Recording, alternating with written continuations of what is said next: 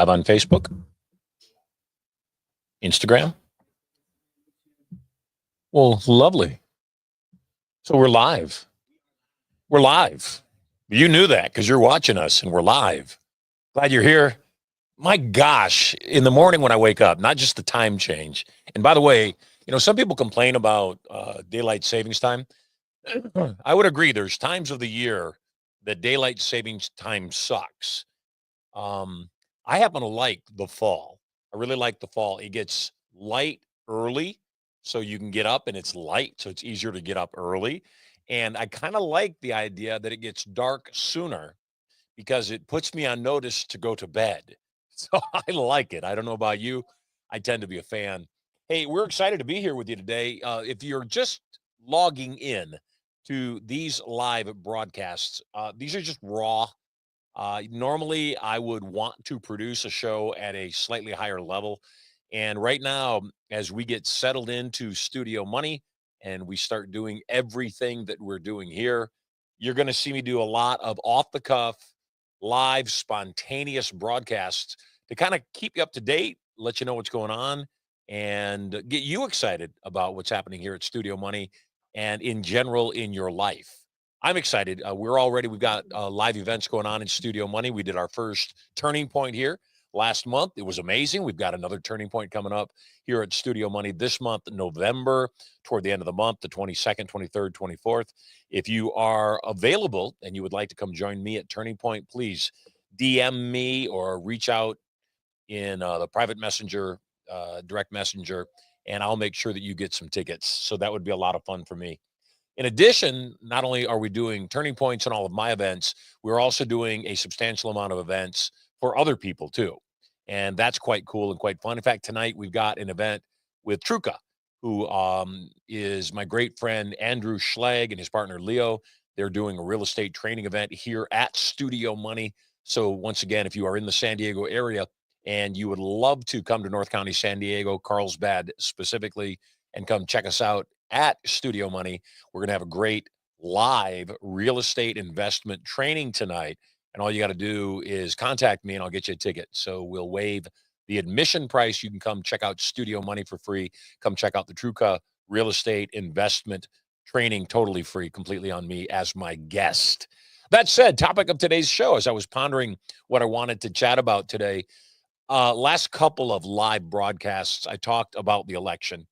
And obviously, the election, when I talked about it last week, had lots to say about the distinctions between what's been happening in politics and what it meant for Trump to be elected.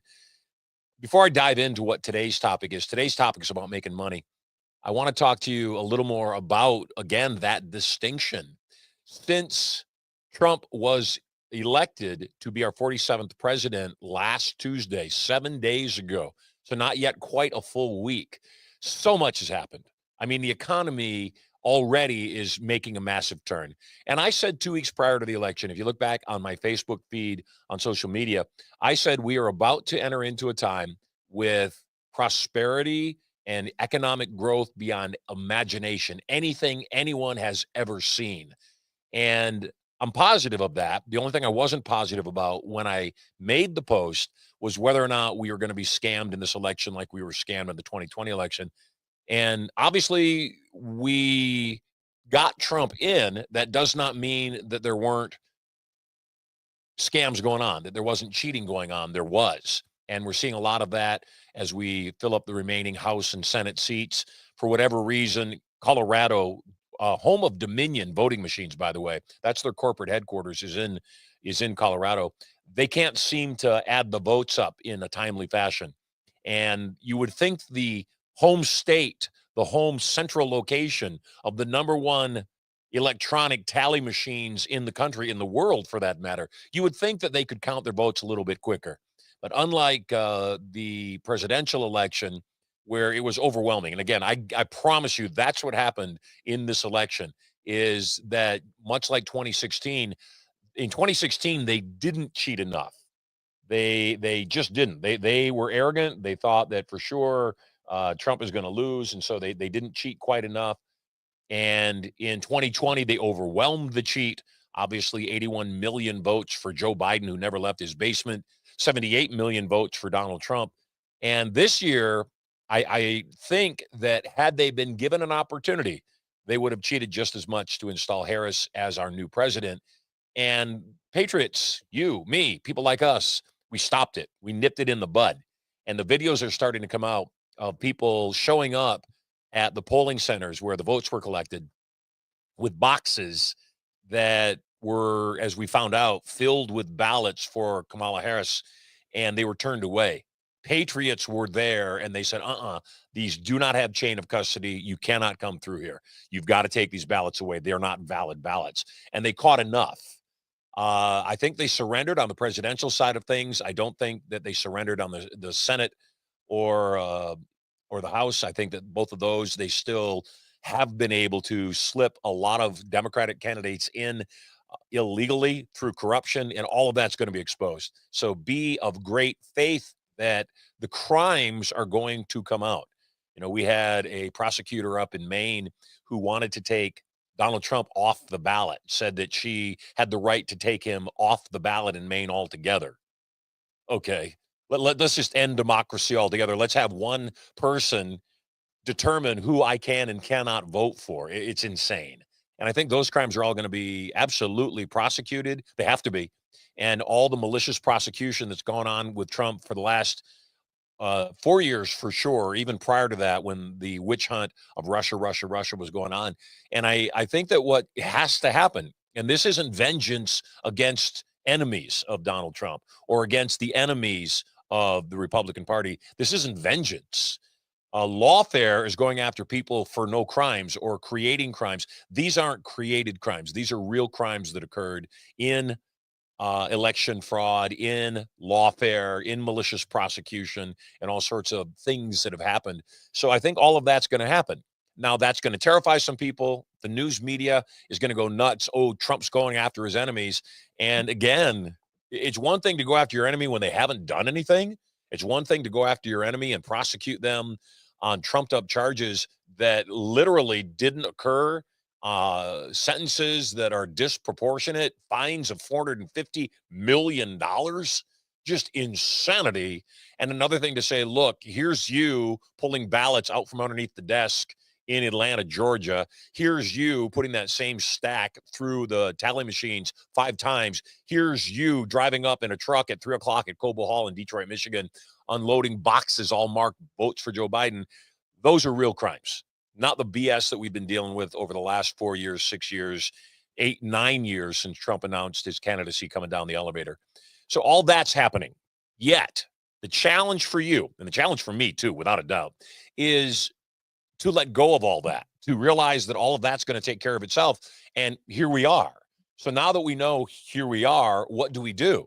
Well, what we do is get back to business as usual. And getting back to business as usual means it's time to make some moolah, baby, cash, big bucks. And I want to just talk about why I said that post 2 weeks ago, why I posted the post that we are about to enter a period of prosperity beyond imagination, more than anybody has ever experienced in their entire lifetime. Of course, I was anticipating a Trump victory. That's what I was saying. I was also very specific about saying that because I know for a lot of my patriot friends, we've been discouraged. We've been beat up. And in that process of being beat up, it's been really easy to lose faith, lose certainty. Faith equals follow through.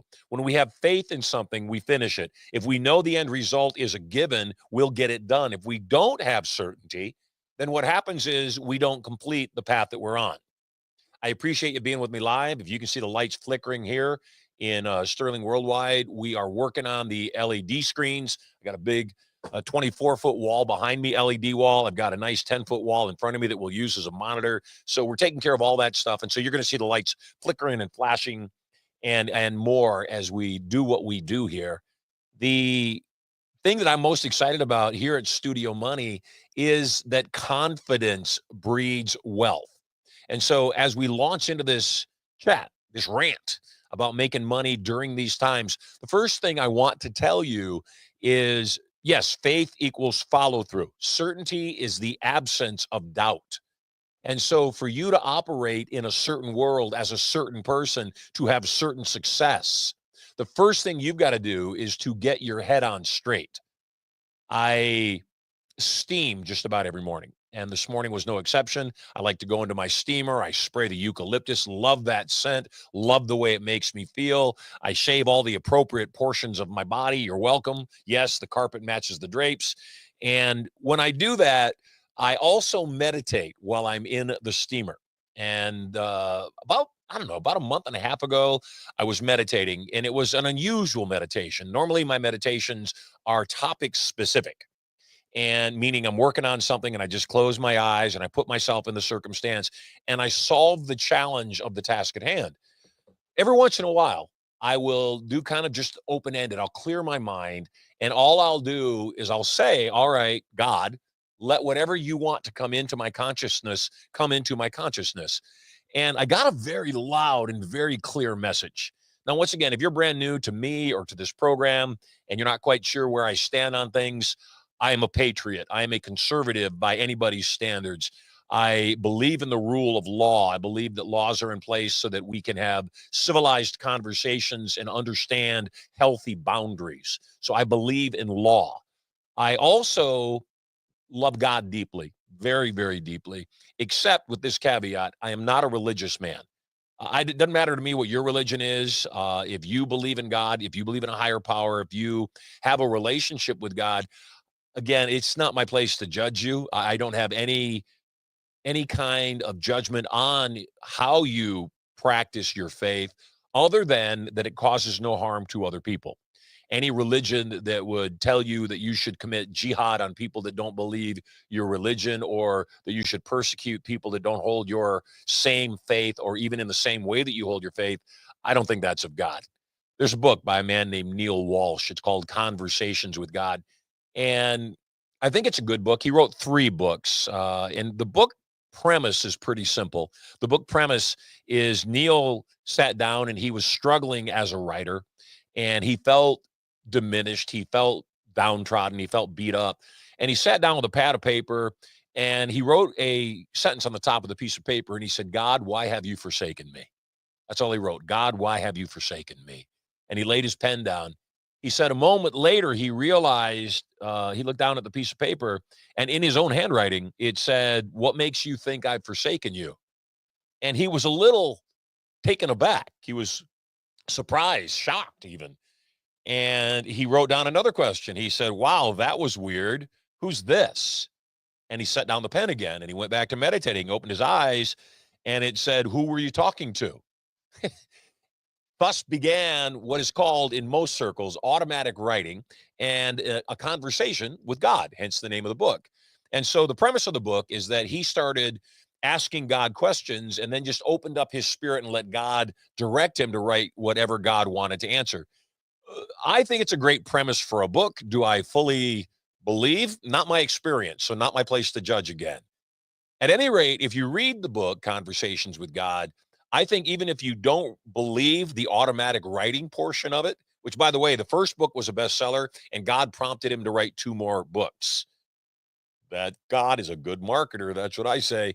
So at any rate, the first book, whether you believe in the automatic writing portion of it or not, is excellent. Really good book.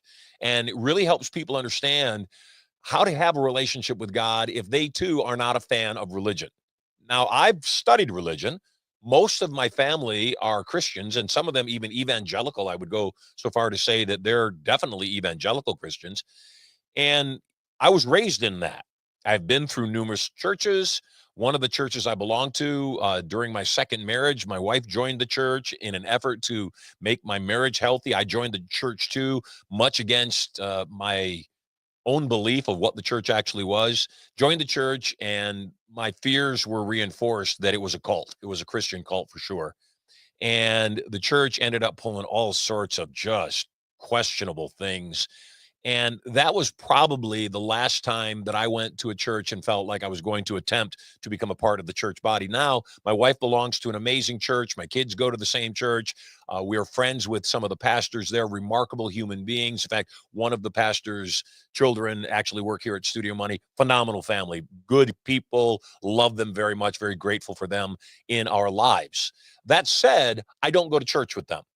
And again, my wife doesn't pressure me. She doesn't make me do anything. I go when I want to go. I don't go most of the time because I don't want to go most of the time. Except once again, your relationship with God has nothing to do with whether or not you go to a building where God supposedly resides. Your relationship with God is yours. And so I want to start you with that and help you understand that ultimately, when I was in the steamer and I was meditating and I was just saying, God, please give me answers. The answer I got very clearly, number one, was Marshall, you are your mind. And when I got that message, when I got that voice in my head that I believe was God speaking directly to me, I sat and I pondered it and I thought, well, you know what? We're not our bodies. We don't need our bodies for our mind to think. There's plenty of people whose bodies have become non-functional that their mind still thinks. Surely people will argue with me and say, well, their mind is still functioning, and their brain is a part of their body. It's an organ of their body. It is. Except my own belief is your mind is not your brain. Your mind, in my humble opinion, and I'm certainly open to the conversation. That's the point of doing these broadcasts, is I want you to disagree with me. I want you to throw wrenches in my gears, or I want you to agree with me and add to what our discussion is. My belief is that we are not our body. We are not our physicality, that we are our mind. We are who we think we are. And there's plenty of evidence in all sorts of religious text or in different ideologies that would support this idea that your mind is your soul and that your soul is that essence of what drives you and is your being. That said, how do you reconcile the idea that if we are our mind, that our soul is our mind, who we think we are? How do you reconcile that? And how do you reconcile that inside the world? Again, this is just my opinion. You don't have to agree with me. And in fact, I would be shocked if the majority of people did, except it brings me peace to know that when I expand my mind, I expand my existence. When I expand my belief in things, I expand the opportunity for those things to have impact in my life. People ask me, why do you believe in God? And there's simple answer to that. I've experienced so many miracles, absolute guaranteed, no other explanation other than God's hand in my life, that there's no doubt in my mind. I've been saved from death repeatedly. I've come this close to being in car accidents. I've been this close to having the plane that I was flying in crash. Repeatedly, I've experienced God in my life. I look at the face of my children and I see the face of God. I look in the face of my wife and I see the face of God. I know that God is active in my life. And so, first and foremost, one of the things I believe about God is that God comes from a place of love, not a place of fear. You only have two base emotions, love and fear. Everything else is a derivative. Love is an expansion, fear is a contraction. Biblically, scripturally, the scripture says there is no question love is not the answer to. And I would agree with that. There is no question that an expansive mind is not the answer to. It's not an either or world, it's an and world. You can get what you want, and I can get what I want, which, by the way, is one of the core beliefs of making money. So we're going to get to money after we get through this first step. The second thing I believe, that if it's of God, it's true. And I don't mean subjective truth. I mean truth. Sometimes people get confused about my truth, your truth, our truth. No, there's a truth. There are things that are irrefutable. And anybody that refutes those things is a lunatic. You got a lot of people that are flat earthers. In fact, I just saw on the Flat Earth website that they've got flat earth members all around the world. They do. And, the flat earthers, that's a lie. It's not true. It's ludicrous. It's stupid. And for people to believe that and call that truth, that doesn't make it truth. It makes it their truth. They operate in a flat world, guaranteed. They must apparently, unless they want to fall off the earth, avoid going to the edge of the earth so they don't fall off. That's not truth. So the first thing I believe, it's if something is from God, it comes from a place of love rather than a place of fear. Secondly, it's the truth. And the truth is easily discovered. And then finally, and I think this is the biggest part of whether or not it comes from God, is that it brings you joy. You know, sometimes people have things that happen to them. Certainly I have, and I know you have too, that we say, how could there be a God if God let this stuff happen? Certainly when my niece died of a heroin overdose when she was 21 years old, I renounced God altogether. I just said, I don't believe in you anymore. I went to her funeral and I prayed for a Lazarus moment. I sat in the church and I prayed for her to sit up for the hour of the ceremony. I said, God, nobody believes in you anymore because you don't really show up in person much anymore. If you would just show up once in a while, then you wouldn't have such a hard task getting people to believe in you. And she didn't sit up. And so I certainly renounced God at that period of my life. And then I went through the stuff that people do when we grieve. I went through the grieving and the denial, and then finally got down to being broken. And I said, all right, God, if my niece died at 21 years old, this beautiful, amazing human being, please tell me what's the meaning in my life supposed to be? And once again, I believe that God speaks to you when you're willing to listen and not filter it through what you want God to say to you. And so God said very clearly to me, I was performing in Vegas at the time. I was headlining on a theater that I had built in Vegas, much like I'm building a theater and a venue here in Carlsbad. I'd built a theater in Vegas at the Stratosphere Hotel. I was making $80,000 a week. I was working 75 minutes a night, 5 nights a week. I was having an absolute blast. My billboards were everywhere. My cab tops were everywhere. It was what I had always wanted to do since I became an entertainer at 7 years old. It was exactly what I wanted. And $80,000 a week is decent money working 75 minutes a night, 5 nights a week. Except I realized the message I got from God was, I gave you more than you are using. I blessed you more than you are demonstrating. And what the message to me was, don't be just a celebrity on a stage in a casino in Las Vegas. And many years prior, um, I had done some seminars and some educational events. I kind of settled into being a talent in Las Vegas. And I was reminded how much people need my work, need my ability to get in your head, reprogram your mind, and make you see things from a different perspective. And so God said, I want you to shut your show down. I want you to start touring, and I want you to start teaching people how to use their God given gifts at a higher level.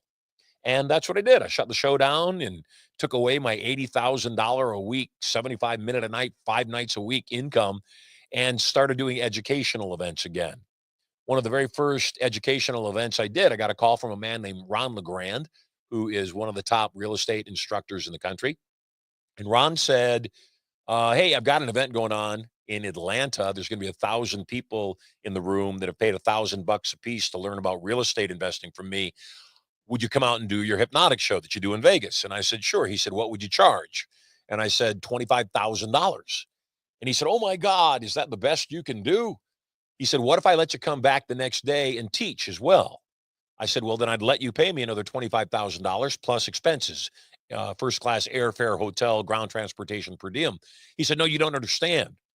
What if I let you do the show and then come back the next day, do a lecture, and then you sell something, and I let you keep the money from whatever you sell to pay for the services rendered?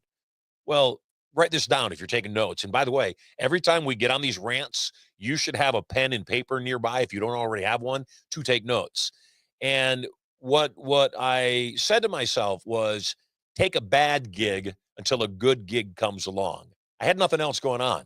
So I figured if he would pay for my airfare and if he would pay for my lodging and my expenses, I had nothing to lose. I had nothing else going on. I should go back, do the show, do the lecture, and see what happens. So I went back to Atlanta, 1,000 real estate investors in the room.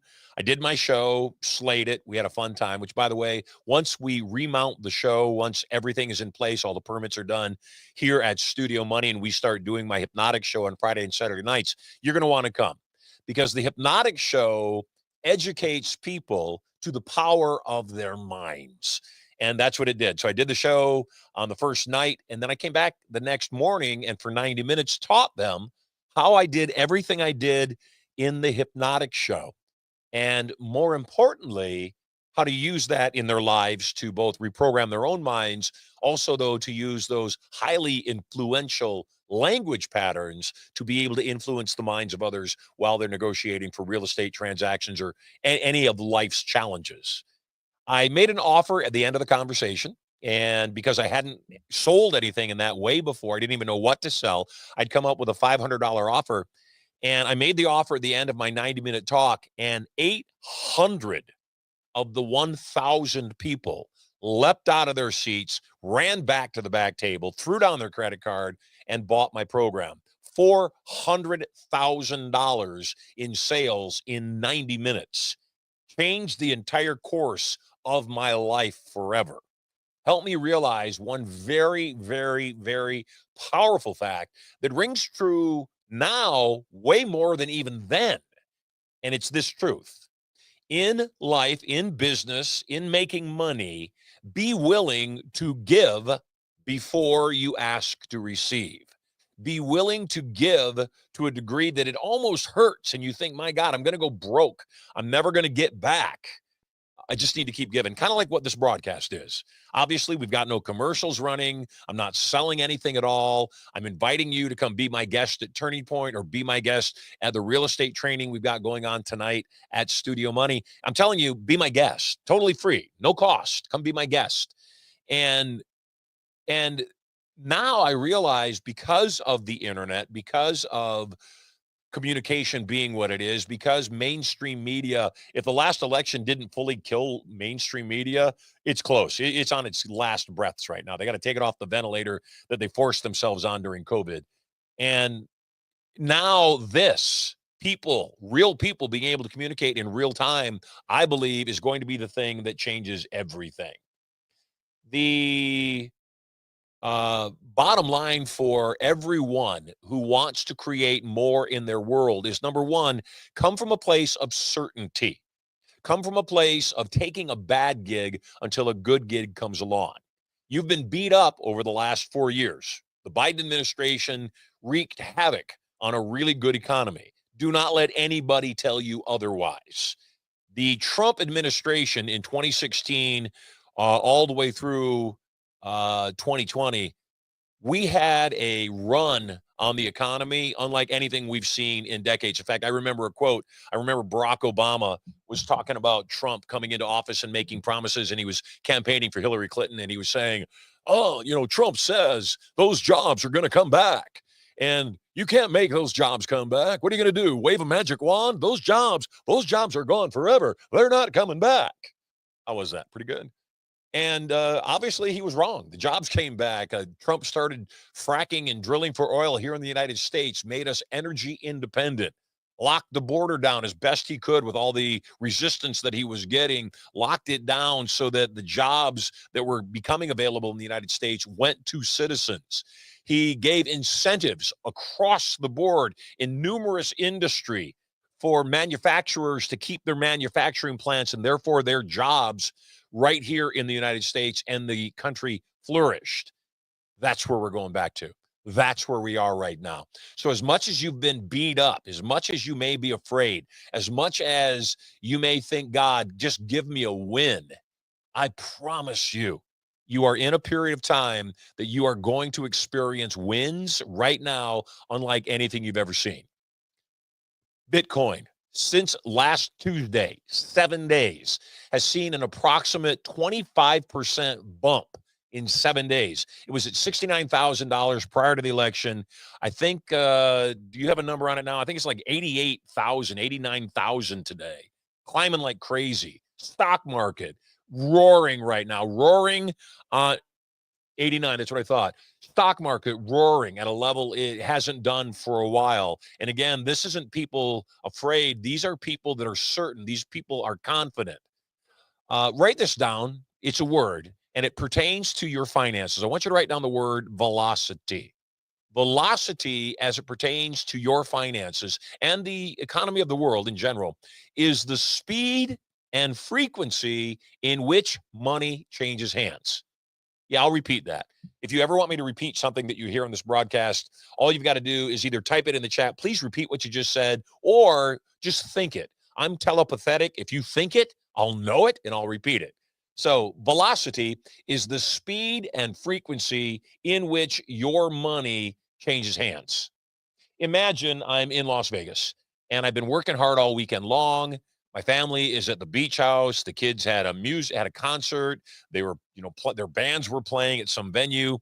And so they weren't with me. I'm supposed to fly home on the jet on Monday morning. I finished my work early on Sunday evening, and I'm really missing my family. It's my pilot's kid's birthday.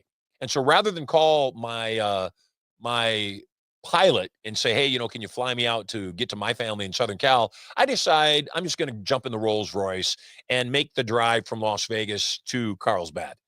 Now, normal people, that drives about 4.5 hours. Me, it's about 3.5 hours. I like to drive fast, and then I do open road on the 15 South. Man, I'm booking.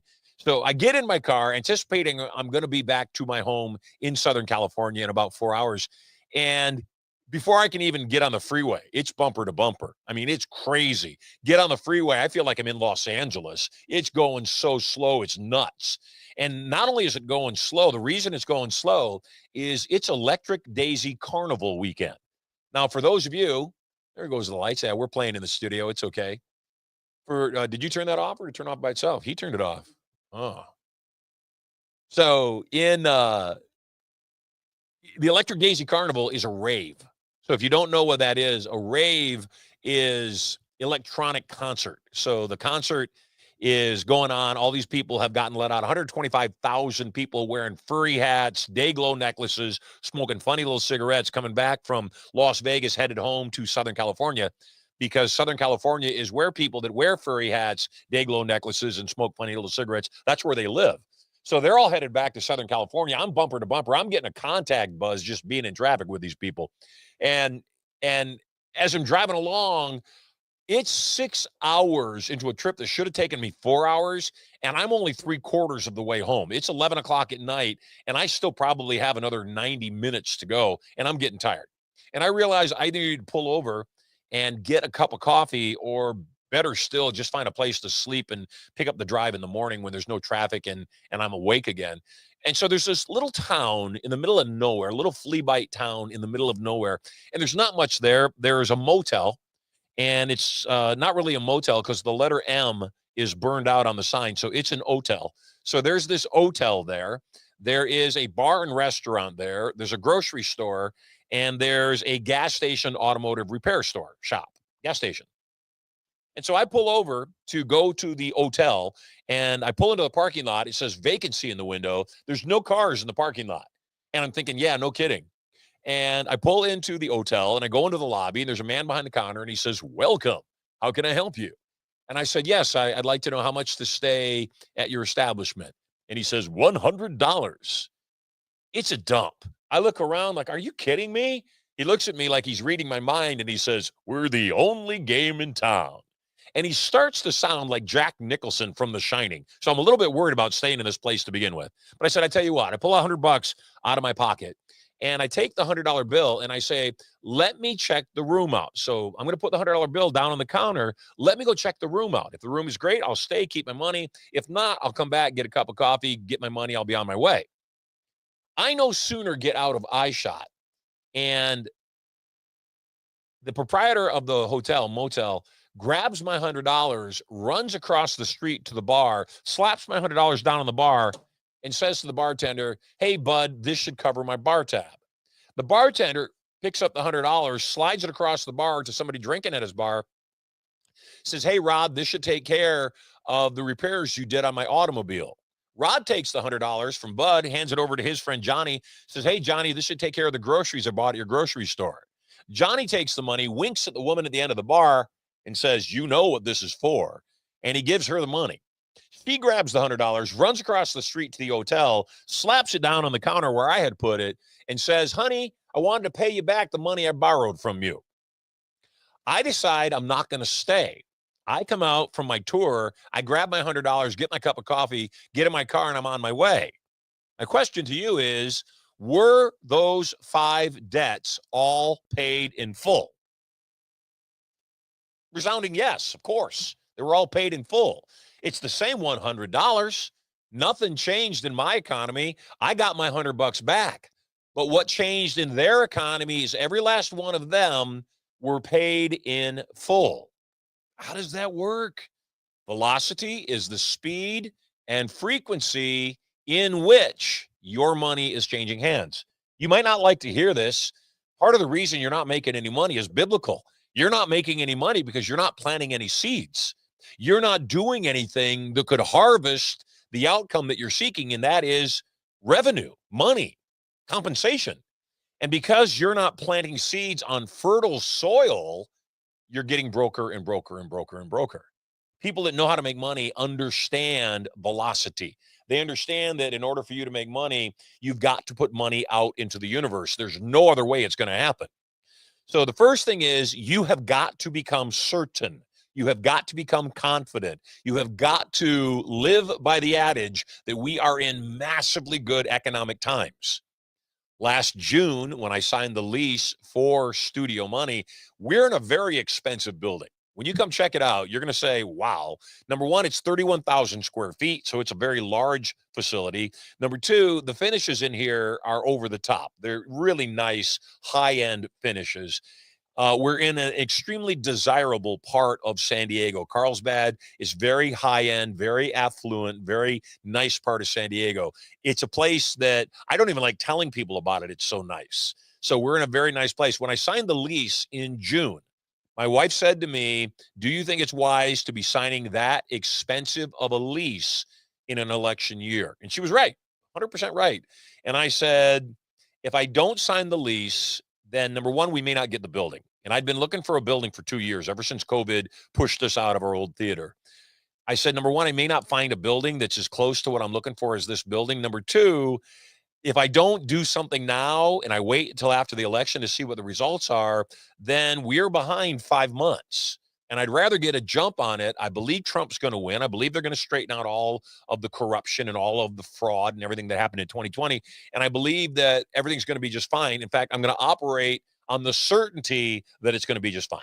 So first and foremost, in order for you to start making money, for you to change your economic circumstance, you have got to have an expectation, a mental expectation of the fact that you're going to win. You need to play every game you're playing as if you're going to win, or don't play the game.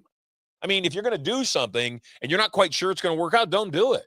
Find the thing that you're guaranteed positive is going to work out, first and foremost. Secondly, you need to figure out what skills you need for the task at hand. What do I mean by that? You need to figure out, where are you lacking? Are you lacking in your ability to sell? Are you lacking in your ability to generate a target-rich list of prospects that would want what you're selling and could afford it? Do you have the proper tools to actually fulfill and deliver on what you're offering? We have a program called Inner Circle, and I know we've got a number of Inner Circle people that are watching the broadcast right now. And if you're watching the broadcast in your Inner Circle, we're in a lifetime relationship. In fact, today, when I wrap up this broadcast, I'm going to have lunch with one of my Inner Circle members. And later and tomorrow, I'm going to actually be doing a half-day training teaching another Inner Circle member how to crush it from the stage or video screen in sales.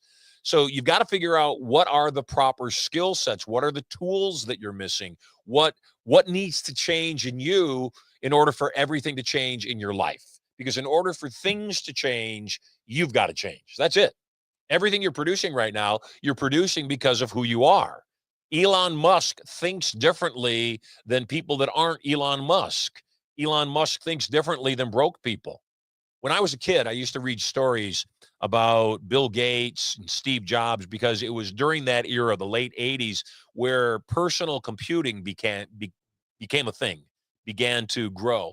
And I was always fascinated by stories out of Apple or Microsoft of people that would stay at the office for weeks on end, wouldn't leave their office for weeks, sleep under the desk, eat pizza morning, noon, and night just to get tasks done, just to complete projects on time. And I thought, gosh, wouldn't it be great to be able to create that culture? Wouldn't it be great to be able to create a place where people are producing massive results, all for a higher good because they believe in the higher good? Because there's no amount of compensation, no amount of money, no amount of reward that you can give to people to make them do things like that. It's also got to be in their soul. Studio Money's in my soul. When I thought about opening Studio Money, the biggest thing that I knew was I wanted to create a place where anybody that was struggling financially could come and get their feet on solid ground again. That we would have numerous educational programs that were totally free. They could come in and study. They could get their confidence back. They could get foundational skill sets. They could learn more, whether it's about real estate investing, crypto, tax liens, note investing, the stock market, buying and selling commercial real estate, whatever it is, that we could give you a buffet of ways that you could make $1 million in a relatively short amount of time and change your life forever. Part of the challenge for you is you've got to figure out what your vacation is and then make that your vocation. I was talking this morning to a friend of mine who's been a stage hypnotist in Vegas, and I hadn't chatted with him for a while. And I said, I haven't been back to Vegas for quite a few months. I've been working on this project. Are you still performing in Vegas? And he said, no, I retired. He said, I'm done with Vegas. I'm boating and I'm flying and I'm hanging out with friends and family, and that's all I want to do. And I said, I'm jealous. And I was joking. And he said, no, you're not. You could have retired a long time ago if you wanted to. And I said, kids are expensive. And he said, yeah, I always wore a condom and I made sure nobody knew my real name. And he was joking. And I said, gosh, I wish somebody had told me that plan. And then I said, just kidding. Best time of my life, which it is. I also know, though, that I don't want to retire right now. I'm not ready for it. I've got things I want to do, not because we need the money, because I love this. I have always had a vision that I would end up being a broadcaster, kind of like a Larry King, somebody doing a regular broadcast, interviewing really interesting people, but also a lot like Dr. Laura Schlesinger, where I was able to answer your questions, give you insight and advice on a daily basis to just make your life better. To those that are given much, much is expected. And Lord knows I have been blessed beyond my imagination, and I would certainly like to help bless your life as well. And then the final thing that you need right now to make money, number one, you got to be certain. You got to take total control of your thoughts and emotions. You do not have the luxury of having doubt. You do not have the luxury of living in fear. You must live boldly, and boldness is rewarded, not baldness, although I've come to find out that baldness is rewarded too. Boldness is rewarded. And so you've got to live in absolute certainty. Then you've got to take a strong inventory and say, all right, where am I lacking? Am I not personable? Do I not play well with others? Do I not know how to sell? Do I have no knowledge of how to run ads or hire people or systems or processes, standard operating procedures for my business? What area am I lacking in? Now, I'll tell you up front, my entire life, I've been nothing more than a promotion. I've been blessed by God to open my mouth and people throw money at me. It's both a blessing and a curse, though. Because of that, until Studio Money, I've never had anything that was scalable and saleable. And now with Studio Money, we do. Now with Studio Money, we have a place that you can come. You can do your events here totally free. You got a seminar coming up. You want to have a state-of-the-art, incredible venue ranging from a couple hundred seats, all the way to being here in the virtual studio and do a virtual event. Everything's available to you. All you got to do is come check it out. So that said, you've got the proper tools for the task at hand. What's the last thing you need? You need to act as if success is certain. You've got to take positive, powerful, productive action in the present moment, because tomorrow never comes. What you don't do right now isn't going to get done. If you are not on a regular basis laying down your plans, your projections, the things that you want to get done right now, if you're not taking a little bit of time first thing in the morning to meditate, take a breath, think about all the things you need to get done, prioritize those things in the most important to the least important, meaning if you can only get a certain number of things done, let's make sure they're the ones that mattered, not the ones that kept you busy or the ones that were easiest. Start taking action in the present moment. Fail forward fast. Do something. Create velocity, not only in your cash, create velocity of action. Even a blind squirrel finds a nut. So that said, I'm Marshall Sylver. You're living in amazing times. We are about to start Marshall Sylver Live on a regular basis. These are kind of just time for me to get on and chat with you because I've been missing you so much while so many other things have been going on. We're about to start giving away $500 cash every single day. As soon as we get the rest of the studio built out, as soon as the LED walls come online, and so much more. So make sure you keep checking in on my social media channels. If you have not yet gone to studiomoney.info/the vault. Studiomoney.info/the vault. Go there now and register. That way I can send you emails and keep you up to date on what's going on. You can also get an affiliate link there so you can start referring people to Studio Money. And if they win cash and you referred them, you win cash too. So it'd be a good time to start doing that. I'm Marshall Sylver. You're totally loved. It's a glorious day filled with love, health, opportunity, and potential. Seize it already and live it as if it is your last. Take care, and we'll talk to you very soon. Bye for now. Hey there, moguls. It's me, Marshall Sylver, your personal millionaire maker. Getting very excited about my brand new show coming up 2 hours a day, 5 days a week. I'm going to broadcast live to you. I'm going to give you content, information, emotional, mental, physical, and even spiritual power. I'll also invite some of my cool multi-millionaire and billionaire friends onto the show to give you more direction, more advice for having it all. All the knowledge to get everything you want and so much more. All you got to do is log in to the show to get information coming to you live from the bunker right here at Studio Money. So stay tuned.